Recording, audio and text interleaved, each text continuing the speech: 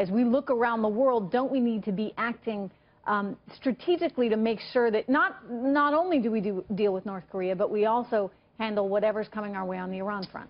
Well, exactly. And you know, the thing that I've been thinking about with the Trump administration is we're actually bringing back the whole idea of deterrence. We have the ability and the capability. Trump has shown a political willingness to actually use that. And then the third kind of value of deterrence is unpredictability. And so we've seen that being played out over the last few weeks. And so you're right, Trish. I mean, at some point we have to understand the last 3 administrations have not worked at all with North Korea. We have to take a different approach. And so what you're seeing with Trump is we're going to take a much stronger approach. As Buck said, I don't think time is on our side. Now's the time to deal with this issue and say, you will accommodate us. We are not, right now, we are in control. In some ways, we are in control of this negotiation.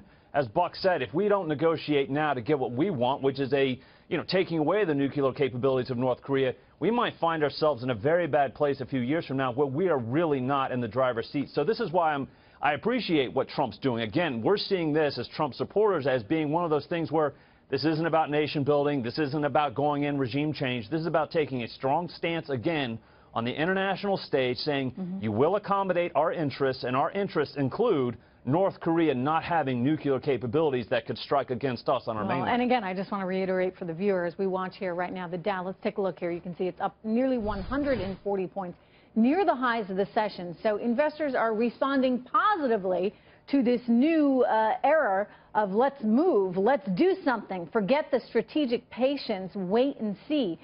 One thing Sean Spicer did mention, and Leslie, I'd like to get your reaction to, he mentioned just what a tremendous group Donald Trump had surrounded himself with in terms of policy advisors. We're talking about the likes of Rex Tillerson. We're talking about General Mattis, McMaster, all of these people that he said really have been assembled in such a way that it's just unrivaled, that you have not seen such a tremendous group of advisors on the international front. What was your reaction to that, Leslie?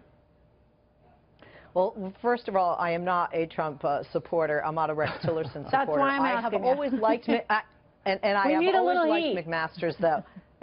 I've always liked McMaster's, though, and I'll tell you why. Because, you know, this was a guy that said, look, Mr. President, I'll take the job, but my way or I don't want it. You know, I need to assemble my staff, and I need to be able to tell you when I think you're right and I think you're wrong. And I think one of the things the President has had a hard time is perhaps taking advice. My concern is, and I mean this with all due respect, being the child of somebody who fought in the Korean War, is that sometimes military brass only look to military solutions for situations like this. And I think this is an area Buck and I agree on, which is we cannot strike against North Korea or take any military force against North Korea, especially because, to Ned's point, of the lack of predictability, not only of that region and what would happen to South Korea, but certainly because of this current leader. And like you said, Trish, and I agree with you, I guess we could classify him, in my opinion, as a madman.